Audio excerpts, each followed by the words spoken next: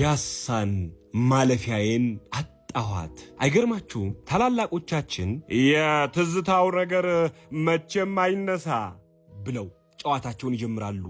ስለ ትላንታቸው ሲጠየቁ ተመስገን አረጀን ማለት ነው። እኛም ወግ ደርሶን ድሮ ፒያሳ ላይ ብለን ጨዋታ ልንጀምር ነው። ቤተሰቦቻችን የከተማ ሰው ከሆኑ ስለ ፒያሳ ሲያወጉን በቀደመው ዘመን ውቤ በረሃ ላይ እና የመሳሰሉትን ጨዋታዎች ትውስታ ነበረን እያሉ የባጤ ቆጡን ማውራት ይቀላቸዋል። እኔ ራሴ አሁን አላወራም ሙያና ፍቅር በልብ ይከርማል ብልም አላስችልህ አለኝና የፈንታዬን ይህን ልበል። ፒያሳ ላይ ካገኘኋቸው ሰዎች ከሄድኩባቸው ቦታዎች በላይ ፒያሳ ለኔ እንደ አንድ ፎቶግራፍ አንሺ ባለሙያና አንድ ታሪክን በተለያየ መንገድ ማስቀረት እንደሚነሽጠው ሰው ፒያሳ ለኔ የምንደላቀቅባት ስቱዲዮዬ ናት ብል ማጋነን አይሆንብኝም። እንደው ማን ይሙት እነዚያ የወርቅ ቤት ሻተሮች ላይ ፎቶ አንሺዎች፣ መንገድና ቅያሱን ደግሞ ፊልምና ሙዚቃ ቀማሪዎች ያልሰነዱት የፒያሳ ምስል ምን አለ?